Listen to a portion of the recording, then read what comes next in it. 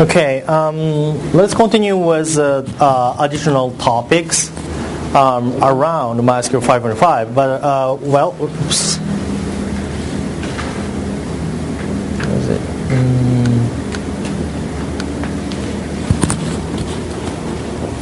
Okay, so before we move on to the so I bit misunderstood the schedule today. Excuse me. So we can discuss more details of the roadmap of this one. Okay, so first of all, we already saw this list of the enhancements, as I mentioned already. Okay, so the performance enhancement, security, and also systems availability plus integration. But let's see a bit more. InnoDB performance enhancements. However, again, every single list in this one, every single stuff in this list is pretty much everything is minor enhancements. Group of minor enhancements make big change. But again, you will see some mutex related stuff. Yes, removing internal locking of the InnoDB. However, there are a couple more important things. Optimization to SSD. So in previous version of MySQL, we never care about SSD. Of course it works. Of course it works on SSD pretty much well. But we optimize more into SSD to enhance the performance of MySQL because we are seeing a number of people are already using SSD as a data storage of MySQL. And the typical but a unique usage of the SSD is not storing data into SSD. If you're InnoDB storage engine, similar to other RDBMS, InnoDB has its own redo log and the data file or table space file. Then table space file tend to be big, huge. But a redo log, it won't be huge. It can be big like several gigabytes, maybe beyond 10 gigabytes. But usually redo log is much less than 100 gigabytes, even if data is huge, like terabyte. Then the idea is the most important component in InnoDB, which can be the bottleneck of InnoDB, is always redo log. So put redo log into SSD, which is more expensive comparing with the hard disk drive. The size of data capacity is smaller than hard disk drive, but it can be good to use the storage of InnoDB redo log, put it into storage SSD. It's a one idea, and we are seeing a lot in the real world. However, in near future, SSD will be much cheaper than before, will be much common data storage device. So we are optimizing every single component of InnoDB to fit well with SSD. Additional features in InnoDB. There are a number of enhancements InnoDB should happen in the near future. This will be the one of the key for MySQL, full text search engine. Because today, as of today, MySQL has a full text index for full text search. However, if you want to use that, the storage engine you have to use is MyISAM. Only MyISAM supports full text index. But we are planning to implement full text search into InnoDB. And also, today's big problem of MySQL full text search is MySQL full text search only supports languages using spaces to separate words. It's pretty much a common problem in Asia. We have the same problem in Japanese. Chinese people have the same problem in even simplified or traditional Chinese. Korean people have the same problem. And here, we also have the same problem. MySQL search engine cannot find where is a word in this sentence. because there are so many long text for MySQL. There's no space between.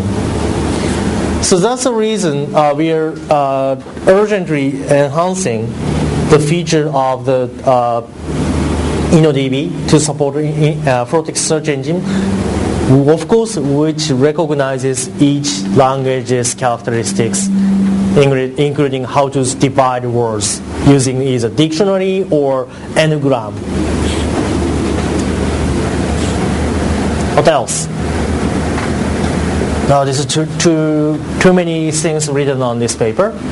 Replication, ease of use, or enhancements. Well, most thing here is not so important. This one is more important, excuse me. Performance enhancement on the replication. There's one bottleneck in replication today. Slave thread. Within replication slave, there are two threads. One is watching master. Another one is watching relay log on slave. Then, especially for the thread watching relay log on slave, it should be multi-thread.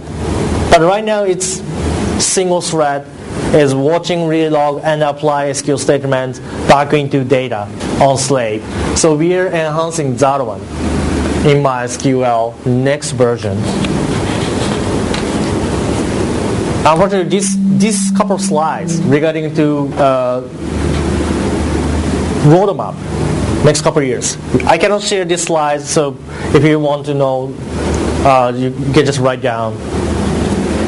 But I cannot share slides itself. Another thing is, so as of today, the MySQL 5.5 is a major version, GA, generally available version. Internally, we are developing beta version MySQL 5.6. However, we have not decided MySQL 5.6 as the next major version number. Maybe 5.7 or 5.8 can be the major version of next one. We have not decided. However, I don't say soon, but it requires a few months.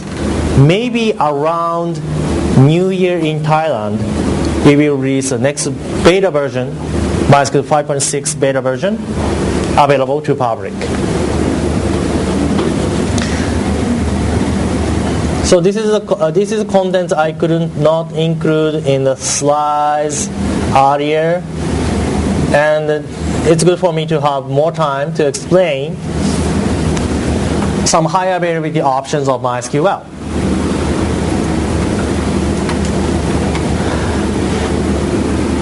If you're managing system, you have to think about availability of a system from many point of view. And I believe you might have heard about 4 nines or 5 nines of system availability. So 99% of system availability means you can shut down your system, your whole system, 4 days a year. You can shut down every single stuff 4 days a year. However, if you're operating like mainstream business something, if it required 99.939 a year, only 8 hours a year.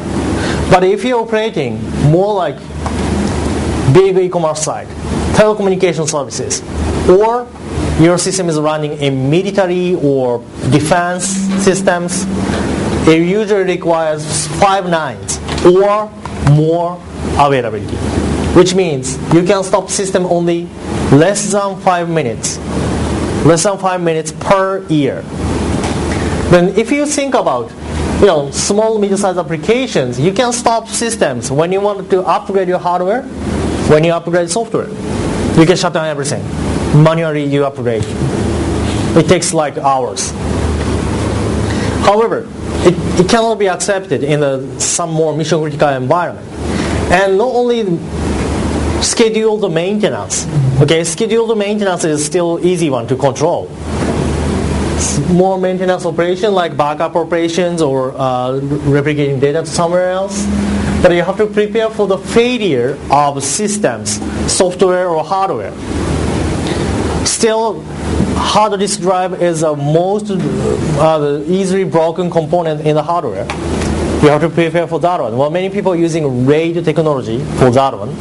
But sometimes your RAID controller can be broken. Your whole hardware can be broken with some reason. You have to prepare for that. What we usually use technology for those failure is clustering, failover.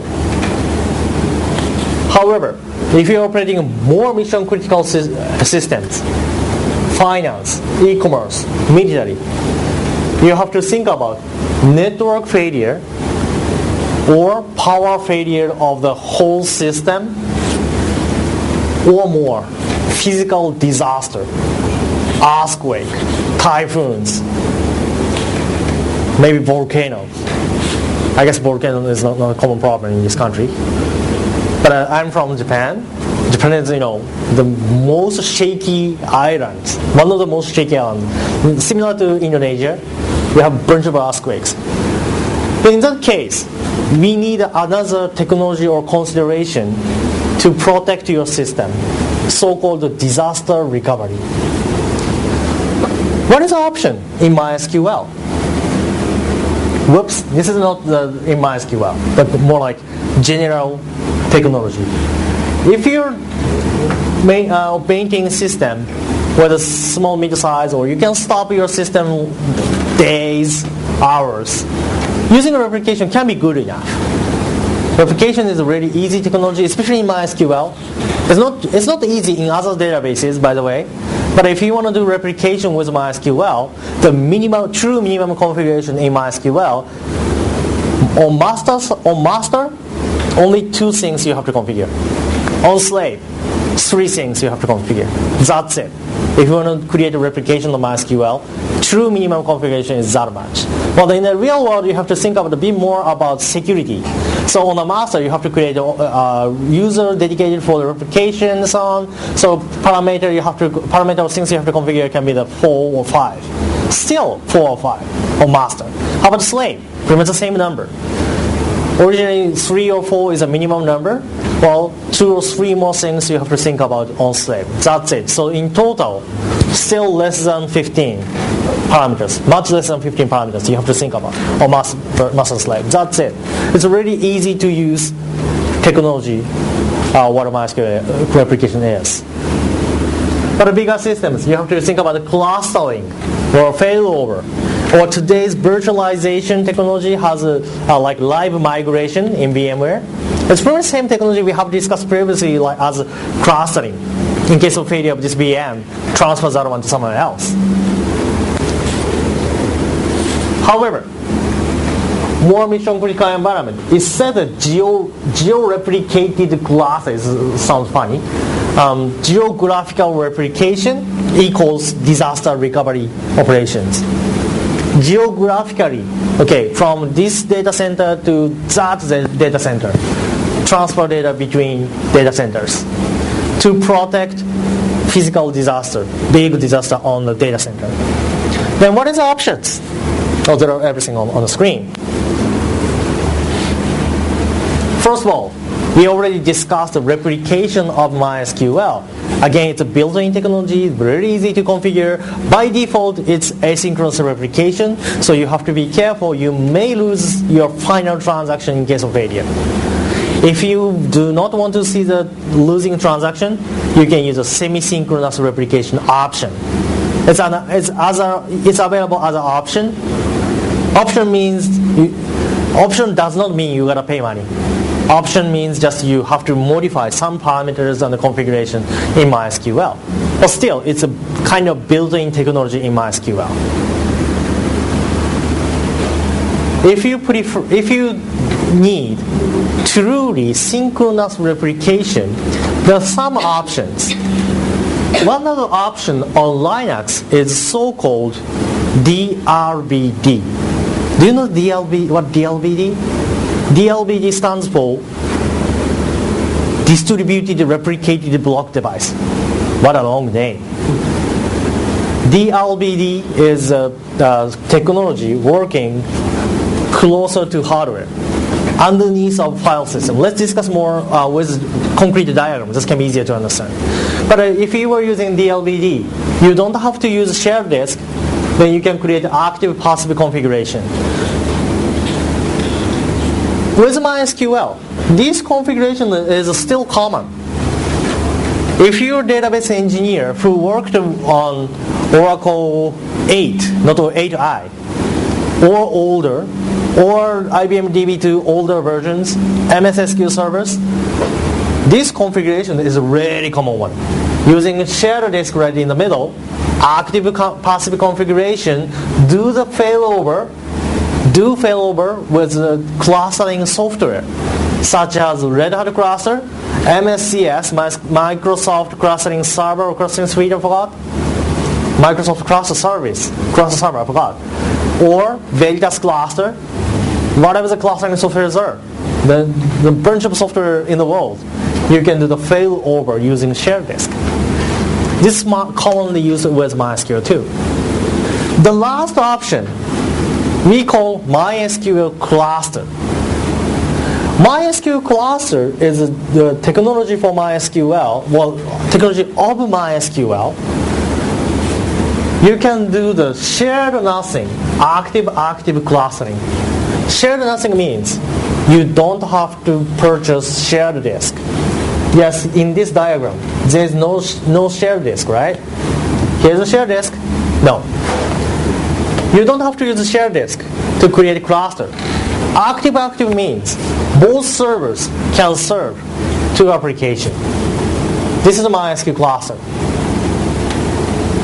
MySQL cluster is originally designed for the telecommunications backend network, like 3G network, 3G mobile phone network backend system, so-called subscriber database, and it's widely used in the e-commerce side these days, where database receives so many concurrent connections from outside. MySQL cluster is designed for the system which received more than 10,000 concurrent transactions per second. In the extreme benchmark test, it's just an extreme benchmark, so it's not a real world benchmark. Extreme benchmark test, we could achieve more than 1 million concurrent transactions per second. It's a potential power of MySQL cluster. But MySQL cluster is designed for that kind of huge volume of concurrent transaction environment. Unfortunately, this is not general purpose database clustering technology. So, for example, MySQL cluster is not designed for the data warehousing. Data warehouse is the worst application for MySQL cluster. If you want to do the data warehousing, we recommend to go the replication, because you can distribute the workload of a selected operation to multiple slave servers. But MySQL cluster is a really unique technology. Let's discuss a bit more details of this one. I also try to upload somewhere this chart, so we don't have to discuss too much. But if you're using replication, unfortunately by default it doesn't have any failover feature on the top. It doesn't have any automatic failover. If you want to do the automatic failover, you need some kind of additional software such as Linux Heartbeat or Pacemaker, so-called. It does the operation of the failover. Anyway, it's open source for free on Linux. Or on Windows, you need a Microsoft Cluster Server, MSCS. But and also MySQL's replication is originally designed for scaling out or load balancing of the read operations, because it's originally used in the website, and then most of the website, 90% of access is select, reading some data on the web. Only 10% or less operation to websites are writing something into database, purchasing some stuff on e-commerce side. If you want to purchase something on e-commerce side, what do you do? You search product one by one, comparing the price between the websites, or always searching something, and finally you purchase something. So that's pretty much common. Even if you're a blogger, you're writing blogs so a lot, most of the people accessing to your blog is just reading. A few people writing comments, and you are the author of blog, so you feel like you're changing database so often. No, most people are just reading. That's the reason MySQL replication is widely used, or MySQL is widely used in web. Then MySQL cluster. It can do the load balancing of the read operation, write operation. So MySQL cluster is really good at read intensive, not only read intensive, write intensive. There are so many writes into database. It works very well with MySQL cluster. Like again, the 3G network backend system. Whenever you access to this mobile phone network, your activities, every single activities will be recorded into database. Because telecommunications companies have to charge money to you, creating an invoice. So every single activities will be recorded into the MySQL cluster database. That's pretty much a perfect place for MySQL cluster. However, MySQL cluster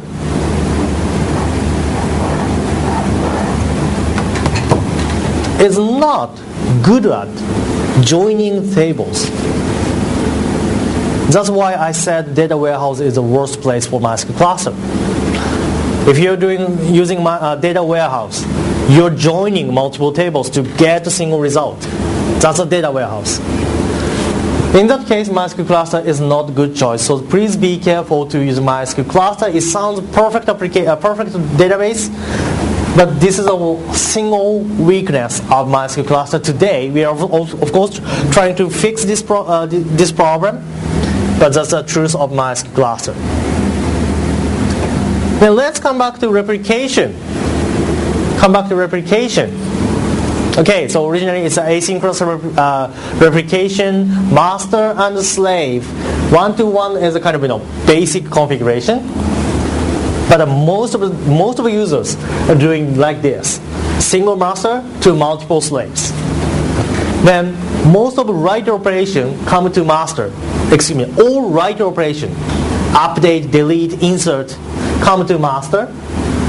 Most of select come to slaves. That's a typical usage of MySQL replication. Again, it's really easy to use, and also, since you will do the replication equals creating copy of originals, which means one of slaves can be the backup component of master. So some people using replication as a purpose of backup. Another unique usage of MySQL replication you can find in famous website named Facebook. As I mentioned, Facebook's main database is MySQL. They are using 2,000 or 3,000 of MySQL servers in Facebook. How they are using is, they have a data center in West Coast of the United States. That's the main data center of Facebook. Most of the data will be changed on the West Coast of the United States. However, single data center is not good enough. And also, West Coast of the United States, California, has exactly the same problem with Japan or Indonesia. Earthquakes. So they have to prepare for the crash, physical disaster of data center. They are using replication from data center on the west coast of the United States to east coast of the United States. Secondary data center is located in the I forgot. It must be the Virginia. Yeah, it should be Virginia State. Data is transferred over 3,000 kilometers from west to east of the United States using MySQL replication. So as I mentioned, there are 2,000 or 3,000 of MySQL servers, but half of the servers exist on West Coast. There are almost 1,000 sets of replication from west to east of the United States. That's a MySQL replication. Then you can think about to use this one in a your environment too, from one data center or one system to other system, replicate for the disaster recovery purpose or just high availability usage. And nice feature in MySQL replication is you can compress data transfer between master and slave. The data compression is using just like zip compression, zlib compression. And also, you can encrypt data using SSL. It's a common technology for the data encryption between server and clients. Yes, server and client using SSL, data compression. It's a really perfect solution for the disaster recovery over public network. So that's the reason MySQL replication is using for the load balancing, backup, but also disaster recovery. So one-to-one relationship, one-to-many, or maybe one-to-one-to-many if your slave is too busy in that configuration. You can do this configuration. Currently, we cannot do this. Multiple master to single slave. Some people call multi-source replication. It doesn't work with MySQL today. How about this one? Multi-master. It's also a common question to MySQL replication. Can we do the master-master replication? Answer is yes. Short answer is yes. However, how to configure this one? There's no special configuration for master-master replication in MySQL. All you have to do is, okay, just like that one. This one will be master of this slave. In the same time, this server will be the master of this slave. Two replication configurations, this way and that way, done. That's a master-master replication of MySQL. But why there's a difference between this one and this one? There's one thing you have to be very careful with master-master replication of MySQL. If you change the same record on this server and this server on the same time with different SQL statements. Okay, on exactly the same timing against the same role using different SQL statement on different servers. Change on this server, okay, changes on this server will be replicated to this server, but changes on this server will be replicated to this server later. Okay, even with semi-synchronous or original asynchronous replication, data will be transferred and applied to data later, which means if SQL statement here and there was different, you may experience conflict of data between these two servers. However, it works, and in the real world, so many people are using this way, this configuration. How can we avoid those data conflict? Don't change the same record on the same time on different servers. How can we do? For example, the idea one, okay, database schema A will be changed on this server, data schema B will be changed on this server all the time. In case of failure, every schema A and B will be changed on this server. So different schema will be changed on different servers. Or how about the tables? Table A and table B will be changed on this one. Table C and D will be changed on this one. Usually, it's okay. Now you can separate all transactions. Or if your application is smart enough, okay, so some record with information, something on this one, something on this one. For example, the customer record of the northern side of a country will be changed on this server. Customer's record on the southern side of a country will be changed on this server. I have a concrete use case of this one in Japan. Japan is more like east and west long country. Okay, it's not north-south, it's more like east and west. Then western subsidiary on western side, changing data on this one.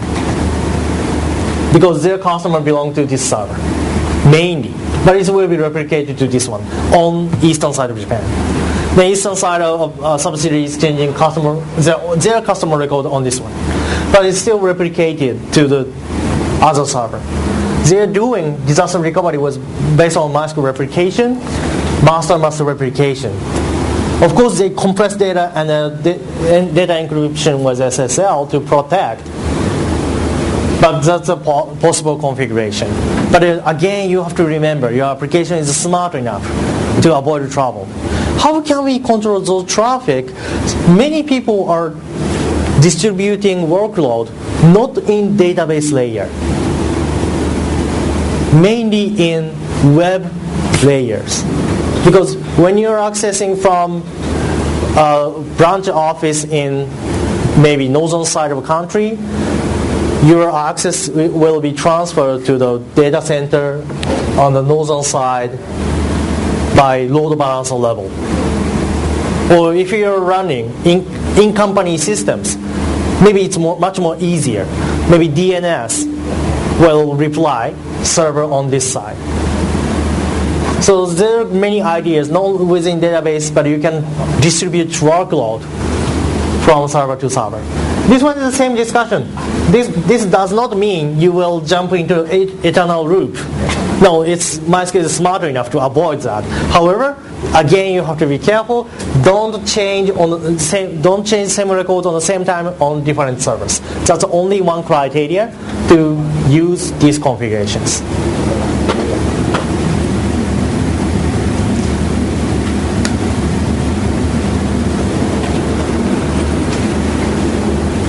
If you're running single master and a single slave, it's kind of basic configuration.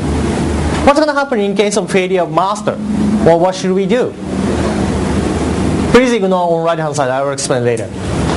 In case of failure of master, depends on your application's requirements, but some people make this one, previous slave as a new master.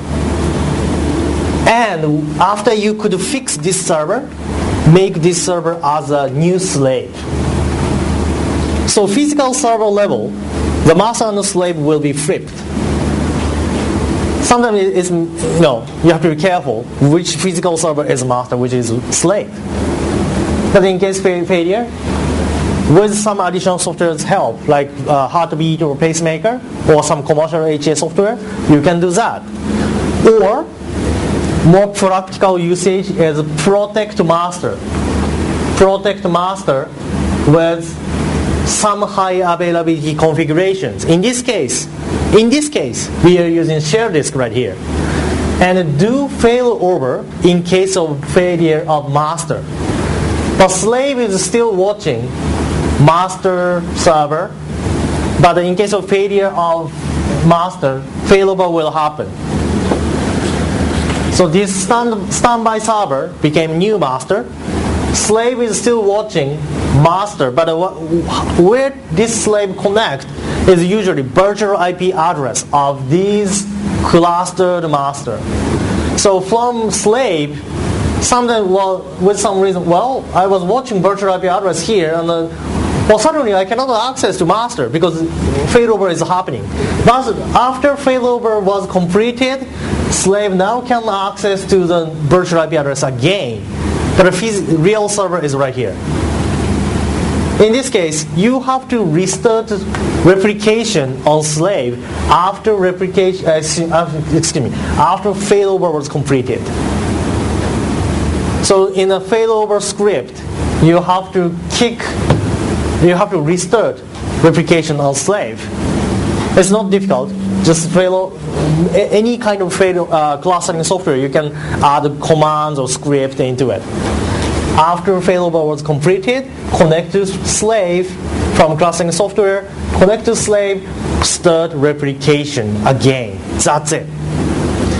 So this is a more practical usage of using MySQL replication, because if you are doing only single master right here, in case of failure, operation will be more complex.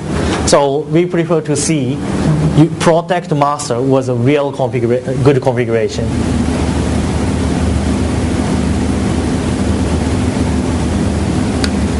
But how about if you don't like to use shared disk?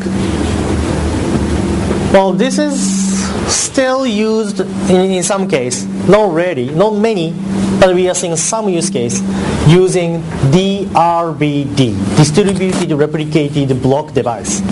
Now DLBD itself is part of Linux kernel feature, but it's still open source. Of course, it's still open source, but it's originally developed by a company named Limbit based in Austria. Then what is DLBD?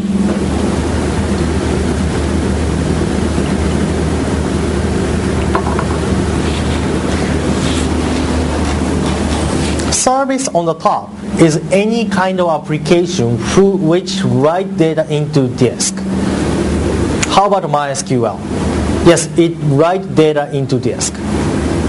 So you can read as MySQL on the top. Then when you commit to the data or you're changing read log, bin log, MySQL, whatever, usually from application, including MySQL, like MySQL to disk, there are a couple of steps inside.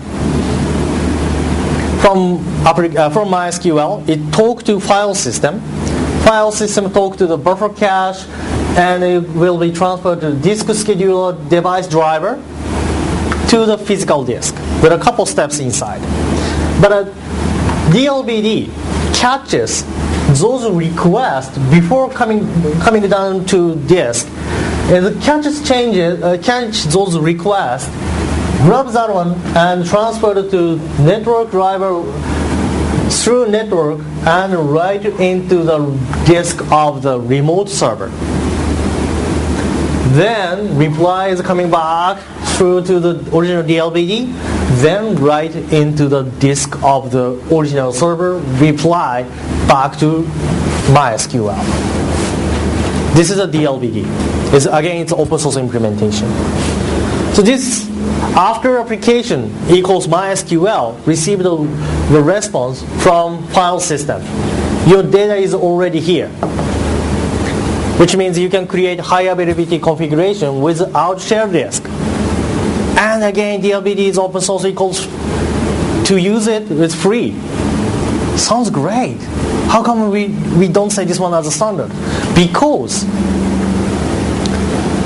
response time will be much longer than without DLBD. You can imagine that, because if you commit something to the disk without DLBD, without DLBD, all you have to change is a single disk. But if you were using DLBD, you have to change disk right there and right here, plus data will be transferred through network. Still, network should be much faster than disk devices, but still you cannot ignore the latency of the network. So response time against application, or maybe against MySQL itself, will be at least double from the original performance, but usually double plus network latency. And also network latency, you have to calculate twice, from here to there, there to here. Remote server, from local server to remote server, remote server to local server. So the latency will be much bigger than without DLBD. That's the reason some people using this technology, not everyone. But still, it's useful. So it can be that you have to remember as one of your choice. Then finally, MySQL cluster. If I explain MySQL cluster, it will be, including details, it will be the whole day, or can be the 2 or 3 year sessions. But let me explain brief overview of MySQL cluster. What is a MySQL cluster? MySQL cluster is a shared nothing active clustering solution. Let me explain one by one. Shared nothing means no shared disk. There's nothing shared between servers. Then, so shared disk is not required. Active means every single component is active to serving back to application. Then this is a brief architecture overview of MySQL cluster. On the top it says a client. The clients can be your application itself, or can be your application server, web server like PHP or Python is running. Okay, so client, sometimes it is application servers. In the normal scenario of MySQL cluster, application servers access to database, MySQL. If your application server is Java-based, using JDBC driver to access to MySQL server, however, these MySQL servers does not have actual application data. It only stores metadata and also the user authentication information. That's it. Application data exists on, we call data nodes. Data nodes are actually, each data nodes are actually physical servers. So our application talk to MySQL in the normal SQL, with normal SQL statement, with normal connecting operations, with normal security authentication, but data exists on different servers. Then, within these data nodes, for example, in this case we have 4 data nodes.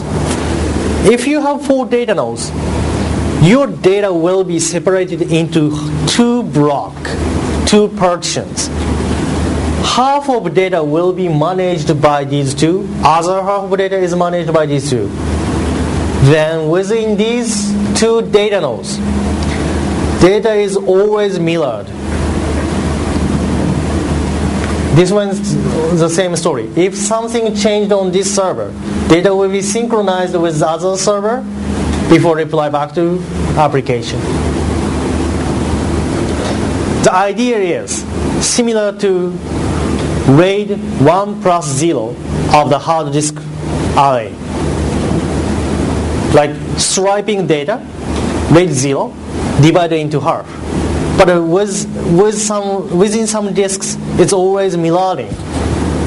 MySQL cluster is doing RAID 1 plus 0 over network. Each boxes are physical servers. That's a MySQL cluster's brief overview of architecture. Another characteristics of the MySQL cluster is this one and this one.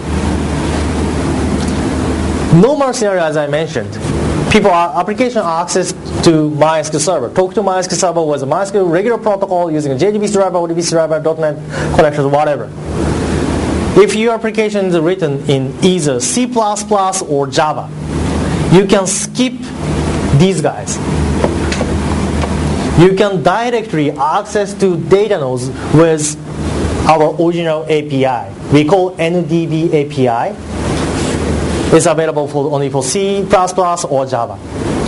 Because if you are accessing through MySQL server, there will be 2 network hops from application server to MySQL, MySQL to data nodes. The 2 steps. But if you are running either C++ application or Java application server, from application to data nodes, there's only 1 step to go. So latency will be much shorter. It's originally, especially this C++ API was originally designed for the network equipment which run applications C++. That was the original design. But what we found was there are so many applications, web applications running on Java, which requires high performance with MySQL cluster. So we decided to prepare Java API, directly access to data nodes. Then, bit more details of MySQL cluster. Okay, again we have 4 data nodes here. This is just an example sample configuration. And then tables logically created a partition like this. But internally, actually it creates partition by primary key. MySQL cluster internally calculates hash value of primary key. Depends on hashed value, data will be transferred to multiple data nodes. Then, for example, this data node has a partition number 4 as a primary segment, primary fragment we call. Also, it receives fragment, same partition from this data nodes. So this one has a 4 and 2, this one has a 2 and a 4 of the partition. Number 2 and number 4 of the partitions are handled by these 2. In case of failure of a single data node, in case of failure of a single data node, it's okay. Because all the data is stored in another data node. That's the reason MySQL cluster, we can say it's a high availability cluster. However, if we added group of these data nodes more and more, we can distribute workload among data nodes. We call scale out. Adding more servers, get more performance, more data capacity too, because more servers, more capacity, yes. That's MySQL clusters, another characteristics. Then if you are using C++ API or Java API, it's MySQL cluster works similar to KVS, Key Value Data Store, or today some people say NoSQL. Because most of API, C++ and Java API always are accessing to data by primary key of table. So primary key will be the key of the KVS operation, key value data store operation. Value equals columns other than primary key. But MySQL cluster can work as a key value data store. But there are a number of advantages to today's most of the NoSQL KVS products. What is the benefit? One, MySQL cluster by default is transactional. It's not easy to find NoSQL products which supports true transaction. So it's a huge difference. Another benefit, using MySQL cluster as a key value data store, it supports SQL. Because by default it supports SQL. Yes, MySQL is MySQL. Then MySQL cluster is an additional feature on that. But KVS, most of KVS says no SQL. MySQL, we sometimes call this as a NoSQL. No to NoSQL. We have a SQL statement. And also it works as NoSQL. And it's scalable. We can add more components to scaling out. Another benefit, comparing with the regular KVS. Since MySQL cluster includes MySQL server, which means we can do replication between MySQL cluster. Even if you're using MySQL cluster as normal MySQL database clustering software, you can do replication between MySQL cluster server groups. This implementation will be huge implementation, bigger implementation in general. You have maybe multiple data nodes and some MySQL servers in single cluster. You can replicate it between data centers using MySQL asynchronous replication. We already learned in previous slide of this one. You can use replication and not only between data centers. As I mentioned, MySQL replication distributes data based on the primary key. If you're searching data or changing data by primary key, in other words, your SQL statement includes where primary key equals something, MySQL cluster can perform really fast. However, if your SQL statement is searching data by non-primary key, or your SQL statement is required to do the full table scan, your SQL statement have to visit every single data node because MySQL cluster does not know which data node handles that data. So, in that case, MySQL cluster can be slow in performance sometimes. But there's a workaround. You can replicate from cluster to non-clustered MySQL server. Regular MySQL server, yes. Regular MySQL server is very good at joining multiple tables. So there's no problem for the complex joins, which is not good at in MySQL cluster. Some people using this in the real world with this configuration, for example, some network application provider is checking every single user activities right into database using MySQL cluster. But since that application is really mission critical for that company, they need a disaster recovery between data center. They can do the replication. In the same time, the company not only storing user activities, they have to create invoice, bill. They have to charge money to users based on user activities. For example, how many times they access data, or how many minutes they use that service, what kind of options they purchase in the application. Then they have to create bill, invoice. To create invoice, they have to join with multiple data sources. For example, what is a data plan or pricing plan table, or what is a fee for each options.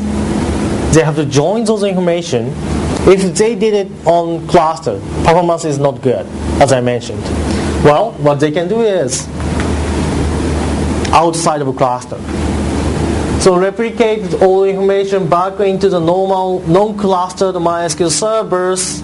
I don't say MySQL server, multiple MySQL servers. You can do the operation in parallel. Create an invoice in parallel operation, or some people using these ones for the data analysis. So this will be the not only one server. It can be the minimum like 10 servers to create this configuration. But this is widely used in the mainly telecommunication backend. But these days we are seeing like online shopping and also online gaming backend infrastructure. So this is a MySQL cluster. By the way, if you want to create MySQL cluster configuration, the minimum configuration will be the 2+1 server we usually say. 2+1 means one physical server install this component, this component, this component. Another physical server install this component, this component. Because minimum requirements for the data nodes is 2. Every single data will be handled within 2, and always mirror. Okay. Then we need this guy outside of those ones.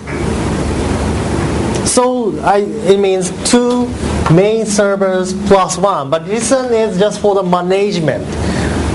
It's not heavy duty at all. So it can run on a small machine.